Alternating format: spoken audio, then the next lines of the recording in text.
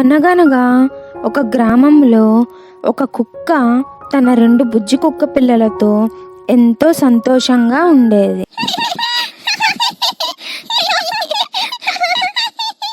కూచి, అక్కడ చూడు, ఆ కోడి గింజలు తింటుంది. అవును పప్పి, ఆ గింజలు చాలా బాగున్నాయి. పద, మనం వెళ్ళి తీసుకొని తిందాము. వద్దులే పప్పి, ఆ కోడి తిడుతుంది ఏమో. ఏం కాదులే, నువ్వురా. ఏ కోడి, మాకు ఈ గింజలు కావాలి, మర్యాదగా మాకు ఇచ్చేసి నువ్వు ఇక్కడి నుంచి వెళ్ళిపో. కానీ ఇవి నా గింజలు కదా, మీకు ఎలా ఇస్తాను? వెళ్తావా లేదా?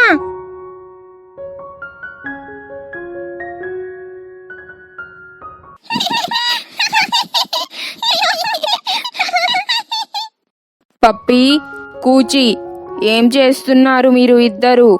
అవి మనవి కాదు కదా, అవి కోడి గింజలు. ఇలా చేయడం తప్పు. కానీ అమ్మా, మాకు ఇవి బాగా రుచిగా కనిపించాయి, అందుకే తీసుకున్నాం. వేరే వాళ్ళ వస్తువులు అయినా ఆహారమైనా మనం అనుమతి లేకుండా తీసుకోకూడదు. వెళ్ళి ఆ కోడి గింజలు తనకు ఇచ్చేయండి.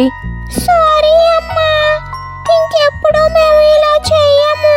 ఇప్పుడే కోడి దగ్గరికి వెళ్ళి క్షమించమని అడుగుతాము.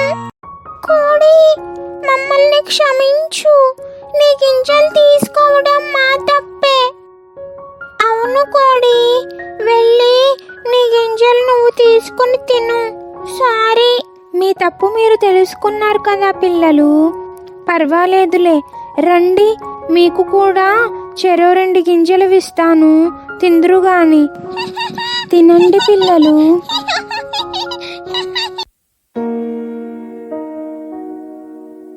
పప్పి, కూచి, ఒకటి గుర్తుపెట్టుకోండి, అక్కడ ఉన్న బావి దగ్గరికి ఎట్టి పరిస్థితుల్లోనూ మీరు వెళ్ళకూడదు.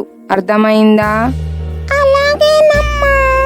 అమ్మా, మేము ఇద్దరం ఊరికి అలా వెళ్ళి తిరిగేసి వస్తామమ్మా. సరే, జాగ్రత్తగా వెళ్ళి రండి పిల్లలు.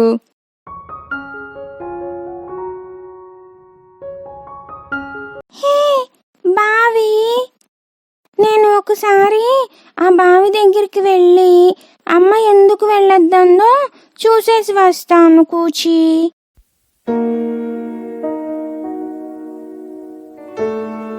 వద్దు పప్పి, అమ్మ అక్కడికి వెళ్ళొద్దు అని చెప్పింది కదా.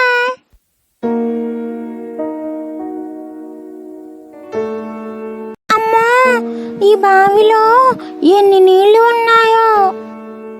ఇదేంటి, ఈ బావిలో అచ్చం నాలాగే ఉన్న కుక్క పిల్ల ఉంది. ఏయ్, ఎవరు నువ్వు? ఇక్కడ నుంచి వెళ్ళిపో. ఇది నేను మాట్లాడితే మాట్లాడుతుంది, నేను అరిస్తే అరుస్తుంది. చెప్తాను దీని పని. ఎంత ధైర్యం దీనికి! ఇప్పుడే లోపలికి వెళ్ళి దీని అంతు తేలుస్తా.